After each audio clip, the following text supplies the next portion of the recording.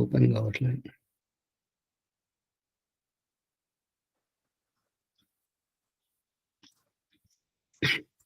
వినపడుతుందా? వినపడుతుంది ఆచార్య. ఓ మరి కెమెరా పనిచేస్తలేదు. వినపడుతుంది ఆచార్య, వినపడుతుంది.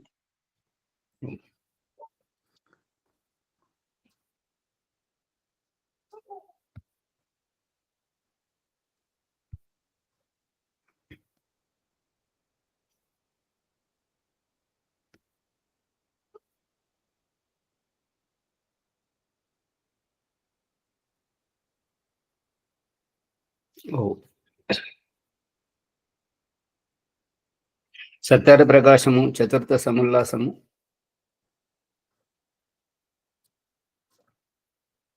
ఇది 82 పుట అయిపోయింది కదా మొత్తం. 93 93లో మూఢుల లక్షణములు నడుస్తున్నది. అంతే, అది విద్యార్థుల సప్త దోషములు. ఈరోజు విద్యార్థుల సప్త దోషములు. ఇక విద్యార్థుల లక్షణములు, ఎవరైతే చదువుకుంటుంటారో, విద్యను అభ్యసిస్తుంటారో, జ్ఞానం కోసం ఆశిస్తుంటారో వారి యొక్క లక్షణాలు చెప్తున్నాడు. ఆలస్యం మదం మోహం చాపల్యం గోష్ఠిరేవ చ స్తబ్ధతా చాభిమానిత్వం తథా అత్యాగిత్వమేవ చ ఏతయే వై సప్త దోషా స్యుః సదా విద్యార్థినాం మతాః. ఈ రకంగా విద్యార్థులు 7 దోషాలు ఉన్నాయి. ఆ 7 దోషాల గురించి చెప్పడం జరుగుతుంది. చూడండి. సుఖార్థినః కుతో విద్యా, కుతో విద్యార్థినః సుఖం, సుఖార్థీ వాత్యజేద్ విద్యాం, విద్యార్థి వాత్యజేత్ సుఖం.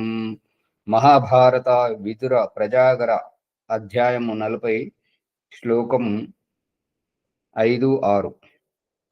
ఆలస్యం బుద్ధి శరీరములందు జడత. ఆలస్యము అంటే ఇది కాదేమో కదా. ఆలస్యం అంటే సోమరితనం.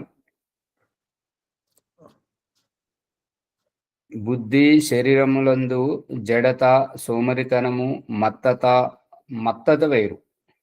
మత్తత వేరు, జడత వేరు. సోమరితనం, ఆలస్యం అంటే చేద్దాంలే, తర్వాత చేద్దాం, మళ్ళీ చేద్దాం అని ఇట్లా ఏది చేయకుండా ఉండిపోవడం. సార్, జడత అంటే ఇష్టం లేకపోవడమా? జడత అంటే స్పందనే లేకపోవడం. ఈ ఆలస్యంలో స్పందన ఉంది, బుద్ధి స్ఫురింపజేస్తుంది, కానీ బద్ధకం, వేగంగా వాయిదాలు వేయడం. మత్తత అనేటువంటిది బుద్ధి స్పందింపక చేయకుండా ఉండేటువంటి అవస్థ, అంటే మూర్ఛిత అవస్థ. మోహ, ఒకడొక వస్తువునందు తగులుకొనుట ఏంటంటే ఆ మొహం, ఆ వస్తువుని ఇష్టపడడం, అంతే. చపలత, ఇక్కడివి అక్కడివి అగు వ్యర్థ కథలను చెప్పుచు వినుట, చదువుచు చదివించుచు ఆగిపోవుట.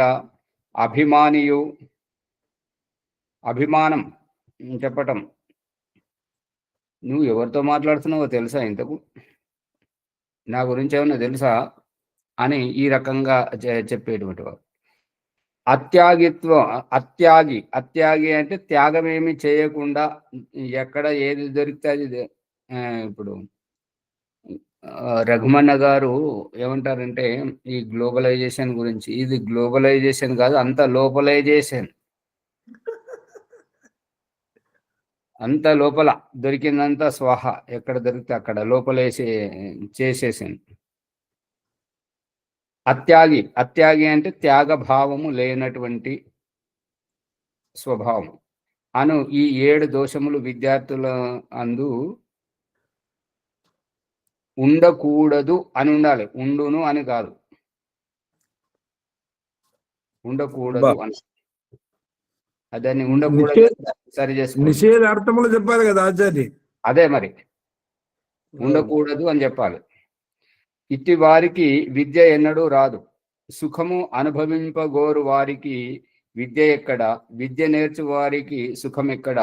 విషయ సుఖమును అర్థించువాడు విద్యను, విద్యార్థి విషయ సుఖమును విడవవలెను. మా గురువు గారి యొక్క వారు యుధిష్ఠిర్ మీమాంసక్ గారు పేరు వినే ఉండొచ్చు మీరు. వారికి 2 కాళ్ళు వంకరగా ఉంటుంటాయి. ఇట్లా మనమేమో ఇలా పెట్టి నడుస్తుంటాం కదా, వారికి ఇట్లా ఇట్లా నడవాల్సి వస్తుంటది. అటువంటి కారణంగా వారిని ఎవరు గురుకులంలోకి తీసుకునేవారు కాదు. ఇక ఏదో రకంగా వాళ్ళ నాన్నగారు ఆర్య సామాజికుడు కాబట్టి వచ్చి ప్రాధేయపడితే గురువు గారు బ్రహ్మదత్త జిజ్ఞాసు గారు వారు వారికి ప్రవేశం ఇచ్చారు. వారు చదువుకునేటప్పుడు పరిస్థితి ఏంటంటే, ఎక్కడ ఆ గురువు గారు బయటకు వెళ్ళినా కూడా గురువు గారితో పాటు బయటకు వెళ్ళి అక్కడ ఎంత సమయం దొరికితే అంత సమయం చదువుకోవడమే. ఏదైనా ఇది పరిభ్రమణానికి తీర్థ స్థలాలకు వెళ్ళి అక్కడ చెట్టు కింద కూర్చుంటే అక్కడ చదవడమే. వాహనం పక్కన కూర్చుంటే వాహనం దగ్గర ఆ నీడలో కూర్చుంటే చదువుకోవడమే. ఇక వేరే ఏ ధ్యాస లేదు. వేరే వారంతా ప్రకృతి సౌందర్యాన్ని చూడడానికి యజ్ఞయాగాదులకు పోతే ఇతను కేవలం అక్కడికి కూడా పుస్తకం తీసుకుపోయి అక్కడ కూడా చదువుకోవడం. ఇక బ్రహ్మముని పరివ్రాజకు మరియు పదవాక్య ప్రమాణజ్ బ్రహ్మదత్త జిజ్ఞాసు మా గురువు గారి యొక్క గురువు గారు వారు చదువు కోసం ఎంత పరితపిస్తుండేవారు అని అంటే, వాళ్ళ గురువు ఒకతను పూర్ణానంద్ మహాకోపిష్టి.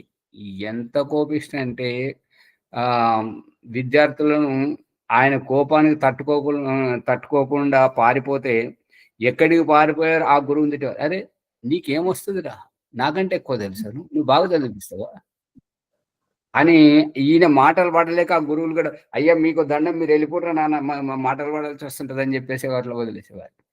ఇక ఒక సందర్భంలో గురువు గారి దగ్గరికి వాళ్ళ బంధువులు వచ్చారు. వాళ్ళ అక్క వాళ్ళ నాన్న ఏదో మాటల సందర్భంలో మాట్లాడదామని చెప్పేసి వాళ్ళు ఇట్లా ప్రవేశం చేస్తున్నారు. అదే సందర్భంలో ఏది దొరికితే దాంతో కొట్టడం. అట్లా కొట్టినా కూడా ఆయన ఎంత కొట్టేవాడో, ఎంత కోపిస్తూ అంత లోతైనటువంటి విషయాలను చెప్పేవాడు అనమాట. అందు గురించి అతన్ని ఏదో ఇంతగా లోతుగా అర్థం కాకుండా సరే ఎవరైనా చదువు చెప్తే చాలని ఎవరి దగ్గరికైనా పోతే ఆ గురువును కూడా తిట్టేవాడు ఇతను.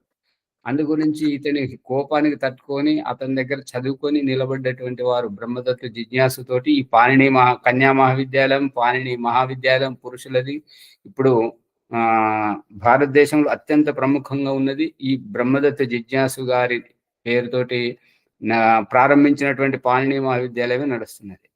మళ్ళీ బ్రహ్మదత్త వారి చిత్రం ఉంటే పెట్టరా పెడదాం. ఇప్పుడు ఈ ప్రథమ వృత్తి అష్టాధ్యాయి యొక్క వ్యాఖ్యానం రాసింది వారు బ్రహ్మదత్త జిజ్ఞాసు గారే. మరియు దానిని ఇంకా ముద్రణ చేసింది యుధిష్ఠిర్ మీమాంసక్ గారు. వారికి మహోపాధ్యాయ రాష్ట్రపతి సన్మానం కూడా చేశాడు. అటువంటి గొప్ప విద్యార్థి అన్నప్పుడు వాళ్ళు సుఖాన్ని విడిచిపెట్టాలి. సుఖము కోరుకుంటారో వారికి విద్య రాదు. ఎవరైతే ఈ దుఃఖాలకు భయపడుతుంటారో, కష్టాలకు, తపస్సుకు భయపడుతుంటారో వారికి చదువు రాదు. పాణిని మా గురువు గారు నాకు కూడా పాణిని అనే పేరు పెట్టారు గురుకులంలో చదువుకుంటే. పాణిని ఈ యొక్క అష్టాధ్యాయాన్ని రచించినటువంటి ఆ యొక్క రచయిత పాణిని గారికి ఎంత చదువు చెప్పినా అతనికి చదువు రాకపోతే గురుకులం నుంచి ఎల్లగొడితే ఎందుకు ఎల్లగొడుతున్నారు గురువు గారు అంటే, నీ చేయి చూపెట్టంటే చేయి చూపిస్తే దాంట్లో విద్యారేఖ లేదు. అయ్యో నాకు నన్ను ఈ శరీరం ఇచ్చిన వాడు, చేతి రేఖలు ఇచ్చిన వాడు ఆ భగవంతుడు కదా, ఇది నా ప్రారంధం అట్లా ఉన్నది అనుకొని వచ్చేసాడు.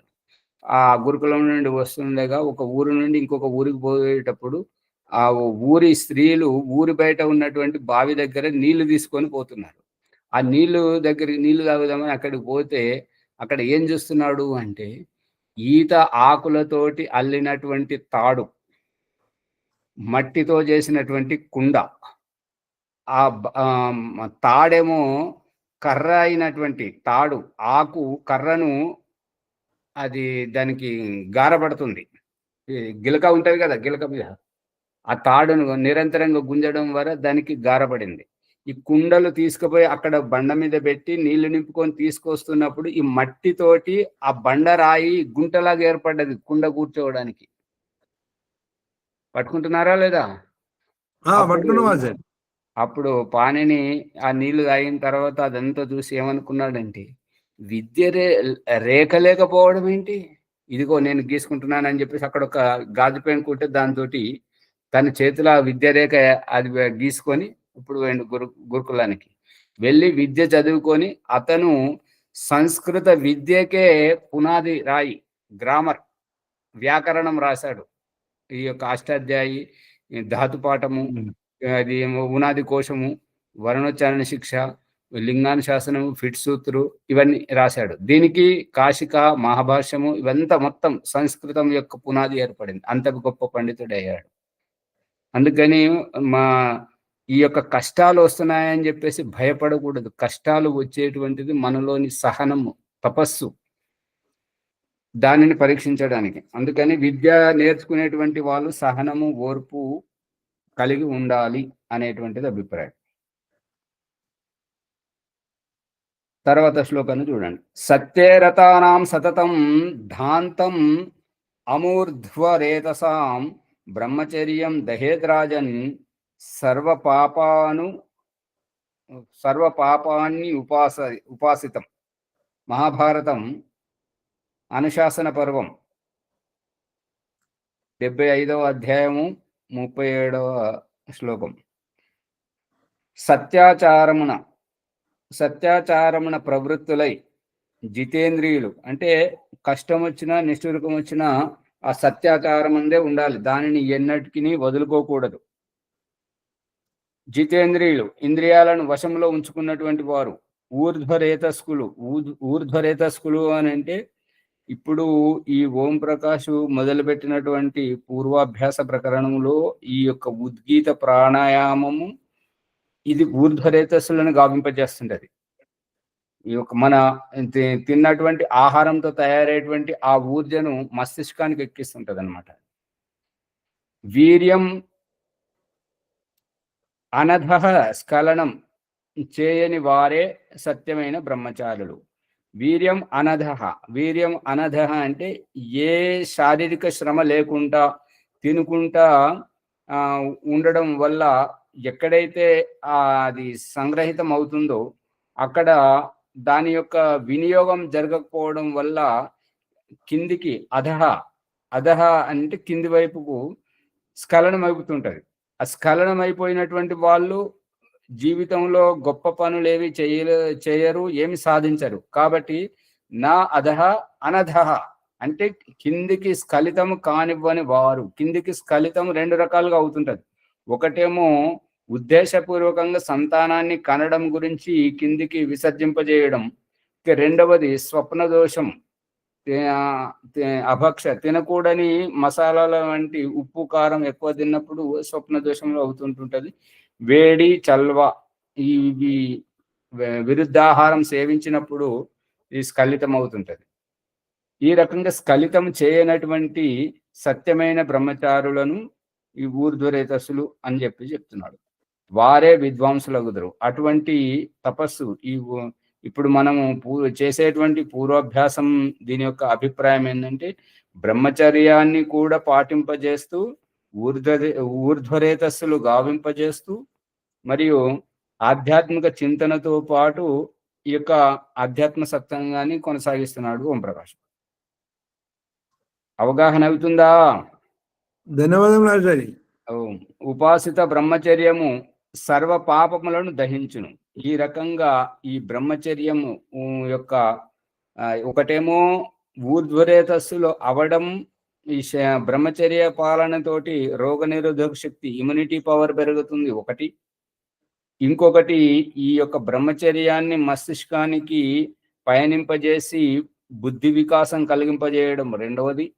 మూడవది, మనము ధర్మార్థ కామోక్షములను సిద్ధింపజేసుకోవడానికి జీవన్ముక్తి కోసం పయనించేటువంటి బాహ్య ఆభ్యంతర విషయాక్షేపి తోటి ఇంద్రియ జయత, ఇవన్నీ ఇక్కడ ప్రయోగాత్మకంగా జరుగుతున్నాయి. అది ఇంద్రియ చేత ఉత్తమ ఆరోగ్యం. అంతే. ఇక దేవముని లాంటి వాళ్ళు ఊరిక చూసే వారికి వారి దిష్టి బొమ్మలుగానే ఉంటారు. ఎవరైతే సక్రియంగా పాల్గొంటారో వారికి మాత్రమే.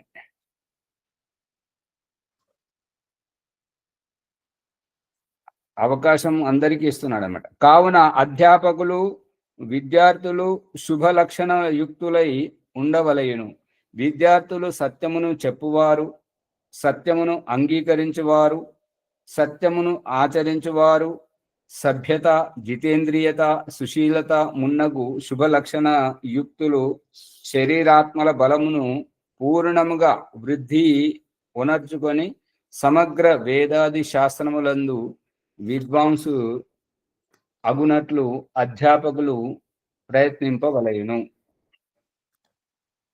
ఇంకా అధ్యాపకులు విద్యార్థులు శుభ లక్షణ యుక్తులై ఉండవలయును. అంతేగాని పిల్లలు అప్పుడప్పుడు అంటుంటారు కదా, అది మంచి ఇష్టమైన భోజనమే వండినా కూడా నాకు ఆ పాత్రలో ఇవ్వు, నా పాత్రలో ఇవ్వు, నా పాత్రలో ఇస్తేనే నేను తింటానని చెప్పేసి. నా పాత్ర అర్థం కాలే. నా పాత్ర అంటే అర్థం కాలే. పిల్లలు రోజు ఒక పాత్రలో తింటుంటారు కదా. విశేష వంటలు జరిగినప్పుడు ఆ రోజు విస్తరాకులో వడ్డిస్తుంటే అది నాకు వద్దు, నాకు నా అది పళ్ళెంలోనే కావాలి. దాంట్లో ఉన్న రహస్యం ఏంటి ఆచార్య? మోహం, అజ్ఞానం. ఇప్పుడు ఈ విధంగానే ప్రణవమురి గారికి ఆరంభంలో చెప్పారు, అక్కడికి వెళ్ళకు, అది వినకు, ఓం ప్రకాష్ అది కాదు ఇది కాదని వద్దన్న వారు ఉన్నారు కదా ఆరంభంలో. ఆ రకంగా ఇప్పుడు కూడా చెప్తున్నారట, కొంతమందిని ఆపుతున్నారంట. అది ఎవరు గుంటూరు పద్మ గారు, ఇంకా వేరే వేరే వాళ్ళు ఆ రహస్యాన్ని చెప్తున్నారు. ఆ రకంగా చెప్పేటువంటి వాళ్ళు అటువంటి అజ్ఞానులే. విద్యార్థులు సత్యమును చెప్పువారు, సత్యమును అంగీకరించువారు, సత్యమును ఆచరించువారు, సభ్యత, జితేంద్రియత, సుశీలత మున్నగు శుభలక్షణ యుక్తులు అయి ఉండాలి. శరీరాత్మల బలమును పూర్ణముగా వృద్ధి నర్చుకుని సమగ్ర వేదాది శాస్త్రములందు విద్వాంసులవుతారు. సువర్చలమ్మ గారు, ఇక్కడ ఓం ప్రకాష్ చెప్తున్నది ఏంటంటే, శరీరంతో పాటు ఈ ప్రాణాయామంతో శరీరాన్ని ఆరోగ్యంగా బలంగా చేస్తున్నాడు. మరి ఆత్మజ్ఞానాన్ని ఆధ్యాత్మ చింతనతోటి చేయిస్తూ ఉన్నాడు. అర్థమవుతుందా? కానీ మాట్లాడే భాష, మనము మాట్లాడేటప్పుడు ఏంటంటే, మీరు బయలుదేరండి ఆచార్య అని అన్నప్పుడు అక్కడ ఏంటంటే, బయలుదేరేవారు మీరు ఆశ్వాసనం ఇస్తున్నారు కదా, ఏ విధంగానైనా మీరు అక్కడ చూసి వ్యవస్థ చేస్తారు అని. అది పొరపాటు, అలా చేయకూడదు అన్నట్టుగా. ఏంటంటే ఆశ్వాసనం ఇచ్చినప్పుడు అక్కడ ఏదో రకంగా చేయాలి, అంతేగాని వారిని ముందుకు తోసి మనం వెనక జరగడం అది సరైనది కాదు. వెనక ఉండాలి అనేటటువంటి అభిప్రాయం అయితే అది చెప్పకూడదు ఆచార్యది. అది ఆ రకంగా. కానీ అది మనకు మనం వెళ్తామా లేదా, మనం ఉంటామా లేదా, అక్కడ అవుతుందా లేదా అనేటువంటిది సందేహాస్పదంగా ఉన్నప్పుడు చెప్పొద్దు. ప్రయత్నం అయితే ఇలా ఉంది, మీరు చూడండి మరి అక్కడ అని చెప్పేసి అనాలి. అట్లా అధ్యాపకులు ప్రయత్నింపవలేను. ఆత్మజ్ఞానాన్ని పెంపొందించాలి, శరీరం ఆరోగ్యంగా ఉండాలి, బ్రహ్మచర్యాన్ని పాటింపజేసేటట్టుగా అధ్యాపకులు ప్రయత్నింపవలేను. ఎల్లప్పుడూ వారి కుచేష్టలను విడిపించుట యందును విద్యను నేర్పుట యందును యత్నించి చూడవలయును. మొట్టమొదట కాంగిడి గురుకులం తెరిచిన తర్వాత స్వామి శ్రద్ధానందుడు తన పిల్లలను ఆ గురుకులంలో మొట్టమొదటి ప్రవేశింపజేశాడు. చేసిన తర్వాత నిద్రపోకుండా ఉండి రాత్రిపూట పిల్లల దగ్గరికి వెళ్ళి వాళ్ళు ఏం చేస్తున్నారు, ఏమైనా కుచేష్టలు చేస్తున్నారా, మరి సక్రమంగా ఉన్నారా అని చెప్పేసి వాళ్ళు నిద్రలో ఉన్నప్పుడు వీరు తిరిగి చూసేవారు. ఆ రకంగా చూస్తున్నటువంటి తరుణంలో ఒక విద్యార్థికి వాంతికి వస్తే అతను తన పక్క బట్టల మీద వాంతికి చేసుకుంటే మళ్ళీ దాంట్లో కూర్చోలేడు, పడుకోలేడు అని చెప్పేసి స్వామీజీ వెంటనే అతను వాంతికి చేయలేకపోతున్నాడు, తల తిరుగుతుంది. కానీ ఎందుకు చేయలేకపోతున్నాడు అంటే ఆ మంచం దిగి బయటకు రావాలి కదా, అవును. రాలేకపోతున్నాడు. కానీ వాంతికి మాత్రం అది లోపల తిప్పుకొస్తున్నది. స్వామీజీ ఏమన్నాడు, నోటి దగ్గర దోషులు పడతాడు, దోశలు బట్టి నువ్వు దీనిలో వాంతికి చేసుకో అని చెప్పాడు. అలా తీసుకుపోయి అక్కడ బయటపడేసండి. అవి అట్లా కాపాడడం, చూడగలగడం, విద్యార్థులను ఎప్పుడు కనిపెడుతూ ఉండాలి. అప్పుడే ఇంత గొప్పవారు అవుతుంటారు. ఈ కనిపెట్టడం అంటే ఏంటంటే చెప్పడం వల్ల, ఇందాక ప్రణవముని గారు అంటున్నారు కదా, విషయ పరిజ్ఞానము బోధించడం వరకేనా, ఏమైనా ఆచరణాత్మకంగా ఉందా, వ్యావహారికంగా ఉందా అనేది అది.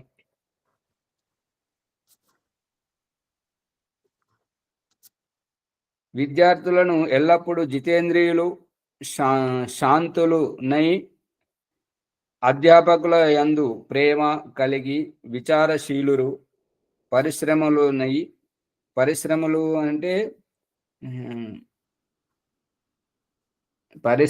అంటే ఏంటంటే ఎంత శ్రమ అయినా ఓర్చుకునేటువంటి వారు, శ్రమ కోర్చి విద్యను గ్రహించేటువంటి వారు.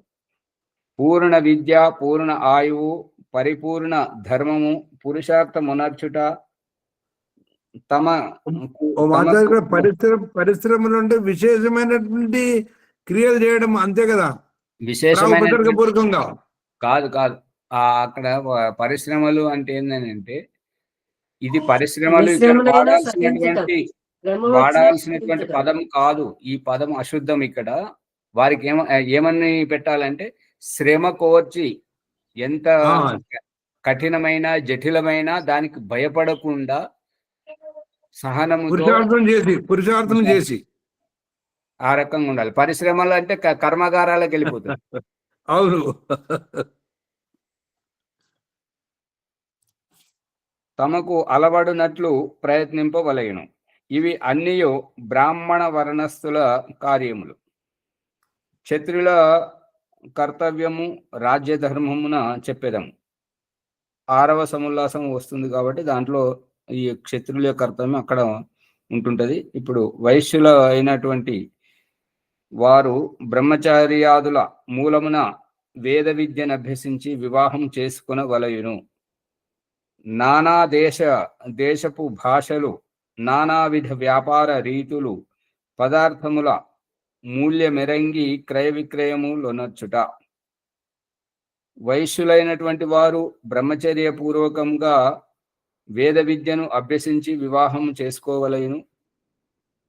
ఈ యొక్క వేద విద్యను అభ్యసిస్తూనే నానా దేశ భాషలు, అనేక దేశ భాషలు తెలిసి ఉండాలి. ఎందుకు అని అంటే వారు వైశ్యులు కాబట్టి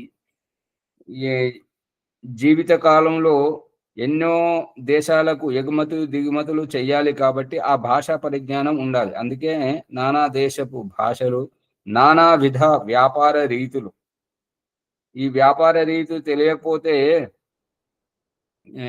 ఎలా మోసపోతారు అనేటువంటి రహస్యాన్ని ఇదే సత్యార్థ ప్రకాశం 11వ సముల్లాసంలో ఆ భాగముల వ్యాపారం, सुपारी का व्यापार करने वाला वो कहता है कि वो एक द्वीप से दूसरे द्वीप ले जाते समय नाव में वो सुपारी को भर के ले जाते थे। तो एक धूर्त आकर के उसमें आधी सुपारी उसमें रख करके कहता है कि मैं इस आधी सुपारी को मैं उस देश में ले लूंगा आपसे। तो आधी नहीं तो पूरी ले लेना, नहीं तो एक थैली ले लेना। वो बोलने पर उनको वो कहते हैं कि नहीं, मैं आधी सुपारी लूंगा, मैंने आधी सुपारी इसमें रखा है, ऐसा मेरे कागज पर लिख के दो। लिखने की क्या बात है, अब तुम जितना चाहे उतना ले लेना। नहीं नहीं नहीं, वो लिख के दे दो, आधी सुपारी मैं इसमें रखा, आधी सुपारी लूंगा। तो फिर वहां पहुंचने पर ये कहता है कि इस नाव में जितनी सुपारी है उसमें आधी मेरी है। रखा तो एक सुपारी में आधा भाग, और वहां पहुंचने पर लिया है कि नाव में जितना है उसमें आधा। ये धोखा। ఇది రహస్యం ఏంటంటే భాగం భాగంలో నువ్వు చూసారా, భాగంలో ఎట్లుంటాయో వక్క పొడి వక్కలు తయారవుతుంటాయి కదా, ఆ వక్క పొడి పూర్తి కాయ ఎంత పెద్దగా అయితే ఉంటుంటుందో దాంట్లో సగ భాగం తీసుకొచ్చి ఆ వక్క పొడి భాగంలో వ్యాపారం చేసేటువంటి అతనితో, అతని పడవలో అతని భాగంలతో పాటు ఇతను తన సగం ముక్క తీసుకొచ్చి దాంట్లో పెట్టాడు. అయ్యా నేను సగం ముక్క దీంట్లో పెడుతున్నాను, నేను ఆ దేశం మీరు చేరుకున్నప్పుడు మళ్ళీ మీ దగ్గరికి వెళ్ళి నేను ఈ సగం ముక్క తీసుకుంటాను అని చెప్పేసి అంటాడు. అంటే సరే సగం ఏంటి, నీకు ఒకటి కావాలన్నా 10 కావాలని, ఎన్ని కావాలని తీసుకో, సంచి కావాలని తీసుకోని అంటే, అట్లా కాదు నేను సగమే తీసుకుంటాను, నేను దీంట్లో సగం పెట్టానని చెప్పేసి ఇవ్వండి, రాసివ్వండి అంటే. రాసిచ్చుడు ఎందుకు అంటే, లేదు లేదు మళ్ళీ అక్కడికి పోయిన తర్వాత మళ్ళీ నేను మర్చిపోతే మీరు మర్చిపోతే నా ఇబ్బంది కదా, గొడవలు వస్తాయి, అందుకని సగం పెట్టారని చెప్పేసి రాసిస్తారు. అక్కడికి వెళ్ళిన తర్వాత అతని నౌకలో ఎంత అయితే ఆ భాగం వ్యాపారం చేసేటువంటి వ్యక్తి ఎన్ని సంచులైతే తీసుకుపోతున్నాడో దాంట్లో సగం, అంటే అది నమ్మక ద్రోహం, మోసం అన్నమాట. ఇవ్వాలని చెప్పేసి కోర్టుకు వెళ్ళినా అది రాసిన కాగితం ఉన్నది కదా, సగం ఉన్నది దీంట్లో సగం తీసుకోమని చెప్పి రాసిచ్చినావు కాబట్టి సగం ఇచ్చాయి, నువ్వు రాసిందే కదా అని చెప్పేసి అతను ఎంత ఏడ్చి గగోలు పెట్టినా ఎంత మొత్తుకున్నా ఎవరు వినలేదు, ఎందుకంటే రాసింది ఉన్నది కాబట్టి. అటువంటి వ్యాపార వ్యవహారం తెలియకపోతే మోసపోతారు కాబట్టి నానా విధమైనటువంటి వ్యాపార రీతులు పద్ధతులను తెలుసుకోవాలి. పదార్థంలో ఏ పదార్థానికి ఎంత మూల్యం ఉంటుంటది అనేటువంటిది ఆ మూల్యమును ఎరిగి తెలుసుకొని క్రయ విక్రయం కొనడము అమ్మడము చేయుట, ద్వీపాంతరములకు రాకపోకలు జరపవలేను. లాభము కొరకు కార్యములను ఆరంభించుట, పశుపాలన మొనర్చుట, దక్షతతో వ్యవసాయము ఉత్పన్నము చేయుట. వ్యవసాయము ఉత్పన్నము కాదు, వ్యవసాయముతో పదార్థములను ఉత్పన్నం చేయుట, ధాన్యములను. వ్యవసాయం ఏమి ఉత్పన్నం చేస్తాం? చేయుట చేయించుట రెండున్నాయి ఆచార్య. అదే మరి వ్యవసాయం ఉత్పన్నము చేయుట ఏంటిది, చేయించుట ఏంటిది? వ్యవసాయం చేయించుట అనేది బాగున్నది, కానీ ఉత్పన్నం చేయించుట అనేది ఉత్పన్నం ఎట్లా చేస్తాం? పదార్థాన్ని ఉత్పన్నం చేయాలి, పంటలు పండించాలని ఉండాలి. అది ధనమును వృద్ధి చేసి విద్యా ధర్మముల ఉన్నతికై వ్యయము చేయవలెను. ఇప్పుడు ధనమును సంపాదించుకొని ఆ ధనమును విద్యావృద్ధికై ఖర్చు చేయాలి.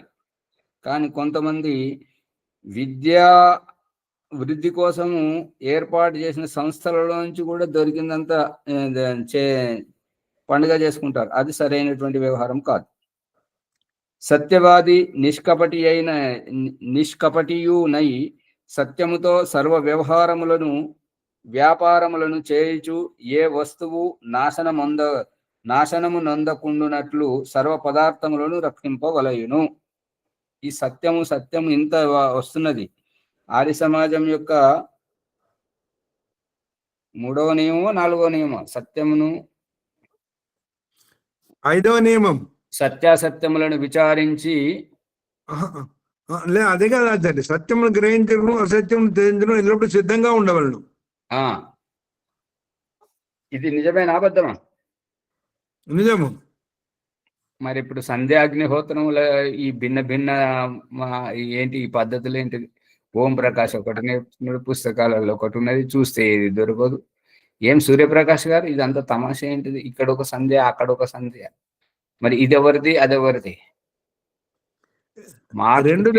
రెండు దయానందనే ఆచార్య. తెలిసినా కూడా మాట్లాడకపోతే ఈ పొద్దుటి పూట వస్తున్నటువంటి పాపం అంతా మీకు కలుగుతుంది. సత్యమును మరి స్వీకరిస్తున్నారా లేదా అంటే రాసింది అక్కడి వరకే, ఆచరణలోకి లేదు. శూద్రుడు సేవలందు చతురుడు, పాక విద్యలో నిపుణుడు నై మిక్కిలి ప్రేమతో ద్విజుల సేవ చేయవలెను. అంటే ఇదంతా తిప్పి మునిశేఖర్ మీదకే తీసుకొస్తున్నారన్నట. మునిశేఖర్ గారు ఏమన్నారు, నేను చూస్తాను సంస్కార విధులు అన్నారు. మరి చూసారా లేదా మరి ఇంతవరకు చెప్పలేదు మునిశేఖర్ గారు. వెళ్ళిపోయారా ఏంటి? లేరనుకుంటండి. సరే. శూద్రుడు సేవలందు చతురుడు, పాక విద్యలో నిపుణుడనై మిక్కిలి ప్రేమతో ద్విజుల సేవ చేయవలెను, వారి నుండి తన జీవికను పొందవలెను.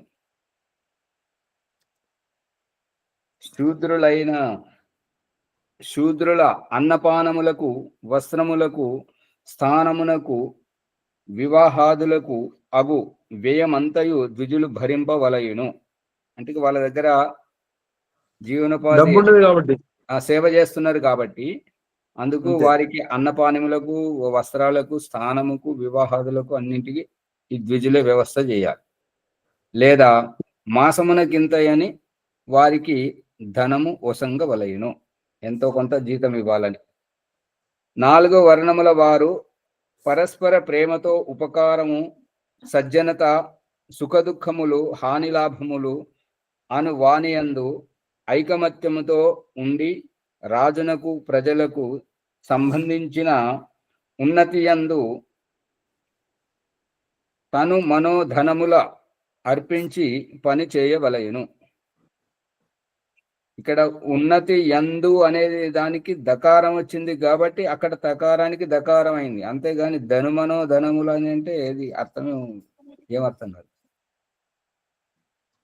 స్త్రీ పురుషులు చిరకాలము పరస్పరము దూరముగా ఉండరాదు. అంటే వివాహమైనటువంటి వాళ్ళు భార్యాభర్తలు దూరంగా ఎక్కువ కాలం ఉండరాదు. ఏలయనగా పానం దుర్జన సంసర్గ పత్యాచ విరహోటనం స్వప్నో అన్యగేహమా వాసశ్చ నారీ సందూషణానిషట్. మనుస్మృతి 9వ అధ్యాయం 13వ శ్లోకం. మద్యము, భంగు మున్నగు మాదక ద్రవ్యములను త్రాపుట, దుష్ట పురుషుల సాంగత్యము, పతి వియోగము, పాషండులను దర్శించు నేపముతో ఒంటరిగా ఇటునటు తిరుగుట, ఇతరుల గృహమున శయనించుట, నివసించుట అను ఈ 6ను స్త్రీని దూషితము చేయు దుర్గుణములు. మద్యం తాగడం, ఇప్పుడైతే బాహాటంగానే ఆ యొక్క మదిరశాలలకు పోయి పురుషుల వలె లైన్లో నిలబడి మరీ కొంటున్నారు. అక్కడక్కడ మధురశాలలో పోయి తాగుతున్నా, అది పక్కన పెట్టండి. ఒక ప్రాంతంలో రోడ్ల మీద టేబుల్ వేసుకొని కూర్చొని తాగిపిస్తున్నారు, గవర్నమెంట్ పర్మిషన్. స్త్రీలు పురుషులు అందరూ. ఈ మద్యము వల్ల ఏంటంటే ఉత్తేజనం కలుగుతుంటది, బంగు మాదకత కలుగుతుంటది. ఈ మాదక ద్రవ్యములను త్రాపుట, దుష్ట పురుషుల సాంగత్యం, వారు వ్యవహారంతో దుష్టులు కాబట్టి వారి సాంగత్యములో అనర్థాలు జరుగుతాయి. పతి వియోగం, తప్పుడు జరుగుతాయి. పతి వియోగం అంటే గొడవలు పెట్టుకునేవారు ఇటువంటి వాళ్ళే అన్నమాట. ఈ గొడవలు ఎందుకు అవుతుంటాయి అని అంటే ఎక్కడో వారికి సంతోషం ఉన్నది, ఇక్కడ సంతోషం లేదు కాబట్టి గొడవలు. పాషండులను దర్శించు నేపముతో అంటే గురువు దర్శనం చేసుకోవాలి అని చెప్పేసి ఈ వెళ్ళిపోవడం, ఒంటరిగా ఇటునటు తిరుగుట, ఇతరుల గృహమున శయనించుట, నివసించుట అను ఈ 6ను స్త్రీని దూషితం చేయు దుర్గుణము. ఓం ప్రకాష్ గురుకులం నుండి వచ్చిన తర్వాత ఒక నెల రోజులు శ్రావణ కార్యక్రమానికి ఒక ఊరికి వెళ్ళాడు. ఆ ఊర్లో ఎవరింట్లోనైతే బస ఏర్పాటు చేశారో ఆ ఇంట్లో ఉన్నటువంటి ఆవిడ ఎంతో శ్రద్ధతోటి భక్తితోటి చేస్తుంటది అని చెప్పేసి వాళ్ళ ఇంట్లో పెట్టారు. అక్కడికి ఆవిడ రహస్యం ఏంటంటే ఆవిడకి భర్త లేడు. ఆవిడ భర్త ఉన్నన్ని రోజులు ఆయనకు సమయానికి భోజనం పెట్టేది కాదు, ఆయనను చూసుకునేది కాదు. ఆయనకి ఎప్పుడు ఊర్లో ఎవరింట్లో ఏ కార్యమైనా కూడా ఈమె అక్కడ ఉండాల్సిందే. కానీ ఇంటిలో వంట చేసినా చేయకపోయినా వాళ్ళ ఇంటికి వెళ్ళాల్సిందే. ఇక ఎప్పుడైతే ఈమె బాధపడలేక భర్త చనిపోయాడో ఇక ఎవరు ఇక ఆ వైధవ్య ముఖాన్ని ఎవరు చూడడానికి ఇష్టపడకుండా ఇంటికి రానివ్వట్లేదు. రానివ్వకపోయేసరికి ఇక ఆవిడకు ప్రాయశ్చిత్తం కలిగి రోజు పొద్దున్న లేవగానే స్నానం చేసి భర్త ముఖానికి పూలదండ వేసి కొబ్బరికాయ కొట్టి దండం పెట్టుకొని చేస్తుంటారు. అంటే బ్రతికి ఉన్నప్పుడు మంచినీళ్ళు పోయకపోయినా, వారితో మంచి వ్యవహారం చేయకపోయినా ఆయన విలువ ఆయన పోయిన తర్వాత తెలిసింది కాబట్టి ఆ రకంగా. అందుకని ఆమె రోజు భర్తకు అట్లా కొబ్బరికాయ కొట్టి పూలదండేసి మొక్కుకుంటుంటది కాబట్టి భక్తిపూర్వకంగా అట్లా చేయడం ద్వారా ఏం లాభం? ఎప్పుడో తప్పకుండా వెళ్ళిపోయిన ఆయన. అది కాదు స్వామి, చేతులు కాలిన తర్వాత ఆకులు పట్టుకోవడం ఇదంతా. తర్వాత జ్ఞానోదయం అయింది, ముందు తెలియలేదు. అదే మరి ఇప్పుడు ఏంటంటే తెలుసుకుంటేనే అమ్మగారు తమ తప్పు తిరిగి తిరిగి తన వరకు వస్తేనే గాని తత్వం బోధపడదు కదా. అంతే. వేరే వాళ్ళు చెప్తే నాకు చాలు, మరి వాళ్ళకు ఇట్లున్నదంటే వాళ్ళ పెళ్లిళ్ళు అంట, వాళ్ళకి బట్టలు తీసుకురావాలంట, వీళ్ళకి వంటలంట, అందరు చూసుకోవాలి కదా, అదేట ఇదట అట అట అట అని అట ఆగమైపోయింది. చెప్తే వినిపించుకోలేదు. సమయం నాస్తి. విచారశీలురు పరిశ్రమలునై పూర్ణ విద్య పూర్ణాయువు పరిపూర్ణ ధర్మము. ఇది అయిపోయింది కదా సార్. అంటే ఈ రకంగా మద్యము భంగు మున్నగు మాదక ద్రవ్యములను తాపట, దుష్ట పురుషుల సాంగత్యం, పతివియోగం, పాషండులను దర్శించు నేపముతో ఒంటరిగా అటునిటు తిరుగుట, ఇతరుల గృహమున శయనించుట, నివసించుట అను ఈ 6ను స్త్రీని దూషితం చేయు దుర్గుణములు. పురుషులకును ఇవి దుర్గుణములే, వారును వీని వలన దూషితులగుదురు. కాబట్టి ఎక్కువ రోజులు వేరువేరుగా ఉండకూడదు అనేది వంతి అభిప్రాయం. పతిపత్నుల వియోగము 2 విధములగును. మొదటిది కార్యాంతరములను సాధించుటకు దేశాంతరమునకు వెళ్ళినందున కలుగును. రెండవది మృత్యువు వలన కలుగును. విదేశములకు యాత్రార్థము వెళ్ళినప్పుడు పురుషుడు స్త్రీని వెంట తీసుకొని పోయిన మొదటి వియోగం కలగదు. స్త్రీ పురుషులు అధిక సమయము వియుక్తులై ఉండరాదు. నమస్తే ఆచార్య. ఆచార్య ఓంప్రకాష్ గారు ధన్యవాదాలు.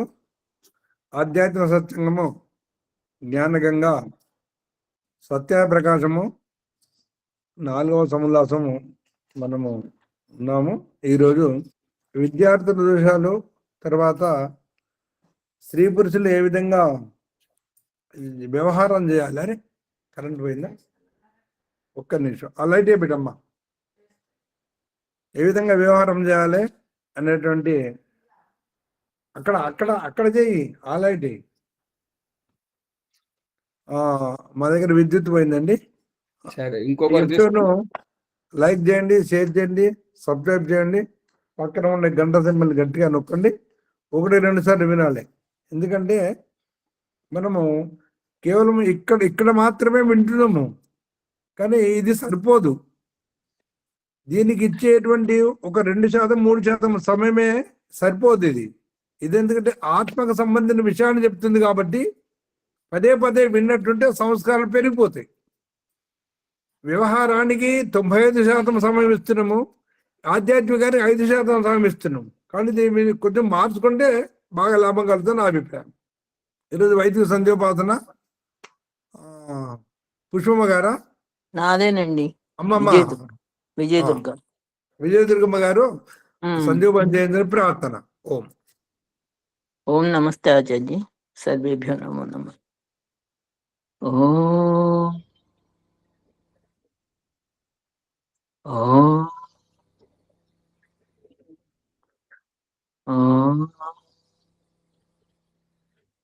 ఓం అమృతో వస్త్రనమసే స్వాహ. ఓం అమృతాపిదానమసే స్వాహ. ఓం సత్యం యశః శ్రీర్మయి శ్రీ శ్రేతాం స్వాహ. ఓం వాక్ ఓం ప్రాణః ప్రాణః. ఓం చక్షుః చక్షుః. ఓం స్తోత్రం. ఓం నాభిః. ఓం హృదయం. ఓం కంఠః. ఓం శిరః. ఓం బాహుభ్యాం యశోబలం. ఓం కరతల కరవృష్టే మార్జన మంత్రములు. ఓం భూః పునాతు శరసి, ఓం భువః పునాతు నేత్రయోః, ఓం స్వః పునాతు కంఠే, ఓం మహః పునాతు హృదయే, ఓం జనః పునాతు నాభ్యాం, ఓం తపః పునాతు పాదయోః, ఓం సత్యం పునాతు పునః శిరసి, ఓం కం బ్రహ్మ పునాతు సర్వత్ర. ప్రాణాయామ మంత్రములు. ఓం భూః, ఓం భువః, ఓం స్వహః, ఓం మహః, ఓం జనః, ఓం తపః, ఓం సత్యం. అఘమర్షణ మంత్రములు. ఓం రుతంచ సత్యంచ వేదాత్ తపసో ధ్యజాయత తతో రాత్ర జాయత తతః సముద్రో ఆర్ణవః. ఓం సముద్రాదర్ణవాదది సంవత్సరో అజాయతః. అహోరాత్రాణి విదిద్విశ్వస్య మిషతో వసి. ఓం సూర్య చంద్రమసౌ దాథా యదా పూర్వమకల్పయత్ దివించ పృథ్వీంచ అంతరిక్షో మదో స్వాహ. ఓం శన్నో దేవీరవీస్తయ ఆపో భవంతు పీతయే సంయోరవిస్రవంతు నః. మనసా పరిక్రమ మంత్రం. ఓం ప్రాచీ దిగ్గగ్నిరధిపతిరసితో రక్షితాదిత్య ఇషవః తేభ్యో నమో అధిపతిభ్యో నమ రక్షితుభ్యో నమ ఇషభ్యో నమ ఏభ్యోऽस्तु యోస్మాన్ వేష్టియం వయం దిష్మస్వం వోజం వేదద్మః. ఓం దక్షిణాదిక్ ఇంద్రోధిపతిస్థిరస్థిరాజీ రక్షితా పితర ఇషవః తేభ్యో నమో అధిపతిభ్యో నమ రక్షితుభ్యో నమ ఇషభ్యో నమ ఏభ్యోऽस्तु యోస్మాన్ ద్వేష్టియం వయం దిష్మస్వం వోజం వేదద్మః. ఓం ప్రతీచీ దిగ్వరుణోధిపతి హృదా కూరక్షితాన్నమిషవః తేభ్యో నమో అధిపతిభ్యో నమ రక్షితుభ్యో నమ ఇషుభ్యో నమ ఏభ్యోऽस्तु యోస్మాన్ ద్వేష్టియం వయం దిష్మస్వం ఓజం వేదద్మః. ఓం ఉదీచే దిక్ సోమోధిపతి స్వజో రక్షితా సనిరిషవః తేభ్యో నమో అధిపతిభ్యో నమ రక్షితుభ్యో నమ ఈశుభ్యో నమ ఏభ్యోऽस्तु యోస్మాన్ వేష్టియం వయం దిష్మస్వం వోజం వేదద్మః.